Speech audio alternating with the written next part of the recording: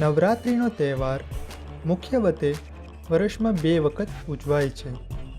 ચૈત્રી પદીપદા એટલે ચૈત્રી વદ 1 થી 9 સુધી.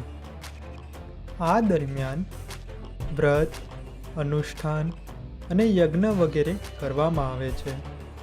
આસો માસની પ્રતિપદા એટલે આસો વદ 1 થી 9 સુધીના નવરાત્રિના ઉત્સવ. ત્યારે અનુષ્ઠાનની સાથે મંડપમાં માતાજીનું સ્થાપન કરી બહેનો દ્વારા વિશેષ ગરબાનું આયોજન કરવામાં આવે છે. નવરાત્રિ કે નવરાત્ર એક હિન્દુ સંસ્કૃતિનો મહત્વનો પર્વ છે, જેમાં અર્ધશક્તિની વિશેષ આરાધના અને પૂજા કરવામાં આવે છે. સંસ્કૃત અને ગુજરાતીમાં નવરાત્રિ, નવ એટલે 9 અને રાત્રિ એટલે રાત. તે રીતે તેનો શાબ્દિક અર્થ 9 રાતો એવો થાય છે.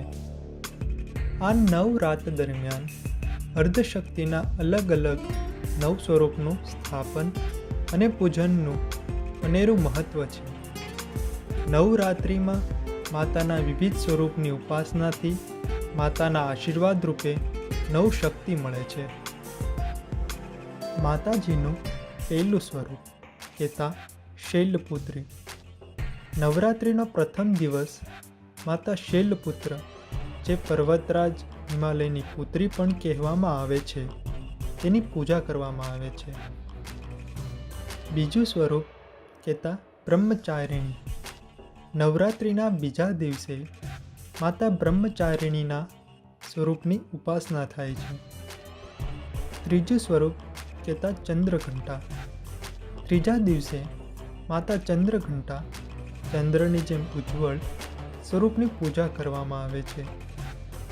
ચોથું સ્વરૂપ કહેતા કુષ્માંડા. ચોથા દિવસે મા દુર્ગાના કુષ્મકંડા સ્વરૂપની પૂજા કરવામાં આવે છે. પાંચમું સ્વરૂપ કહેતા સ્કંદ માતા. પાંચમા દિવસે દેવી સ્કંદ માતા સ્વરૂપનું પૂજન કરાય છે.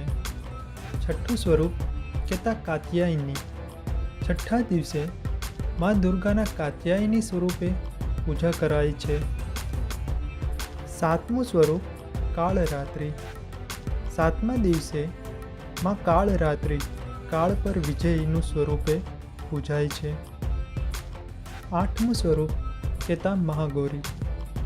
આઠમા દિવસે દેવી દુર્ગાના શ્વેતાંબરધારી મહાગૌરી સ્વરૂપોની પૂજા થાય છે. નવમું સ્વરૂપ કહેતા સિદ્ધિદાત્રી. નવમા દિવસે મા દુર્ગાના સિદ્ધિદાત્રી સ્વરૂપની પૂજા કરવામાં આવે છે. માતાજીના આ 9 સ્વરૂપની પૂજા કરવાથી યશ, કીર્તિ, ધન, ધાન્ય, વૈભવ અને વિજયની સાથે ધર્મ, તપ, વૈરાગ્ય અને ભક્તિને બળ પ્રાપ્ત થાય છે અને આદિ, વ્યાધિ, ઉપાધિ અને સર્વ રોગ, પીડા અને કષ્ટથી રક્ષા થાય છે. હિન્દુઓ નવરાત્રિના પહેલે દિવસે ઘાટ સ્થાપન કરે છે અને દેવીનું આહ્વાન તથા પૂજા કરે છે. આ પૂજન 9 દિવસ સુધી ચાલે છે. 9મે દિવસે મા ભક્તિના સ્થાપનનું વિસર્જન થાય છે. કેટલાક લોકો નવરાત્રિમાં વ્રત પણ કરે છે. ઘાટ સ્થાપન કરનાર 8મે કે 9મે દિવસે કુમારિકાને ભોજન પણ કરાવે છે. આ ભોજનમાં 2 થી 10 વર્ષની ઉંમરની 9 કુમારિકા હોય છે.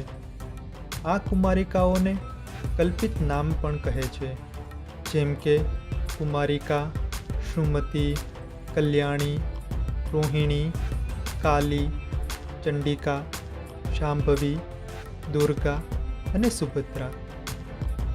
ભારતમાં નવરાત્રિનો તહેવાર જુદી જુદી રીતે ધામધૂમથી ઉજવવામાં આવે છે. બંગાળના લોકો 9 દિવસ સુધી દેવી દુર્ગાની સ્થાપના કરી ષોડશોપચાર પૂજા કરે છે.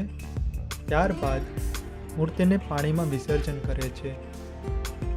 ગુજરાતના લોકો દેવી દુર્ગાના પંડાળને સજાવે છે અને તેમાં મા અંબાની મૂર્તિ સ્થાપન કરે છે.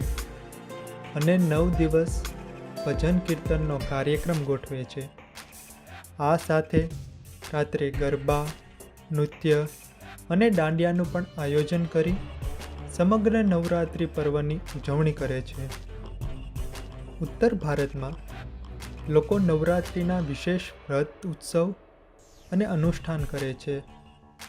અંતિમ દિવસે નવકુમારિકાઓને દેવી તરીકે બોલાવે છે અને તેમને જમાડે છે અને તેમના આશીર્વાદ લે છે. નવરાત્રિનો ઉત્સવ સમાજના દરેક ધર્મ, વર્ણન, જાતિ, ભાષા, પ્રાંત અને પ્રદેશના લોકો સાથે મળી ઉમંગ ઉત્સાહથી ઉજવે છે, જે રાષ્ટ્રીય એકતા અને ભાઈચારાના સંદેશનું પ્રતીક છે.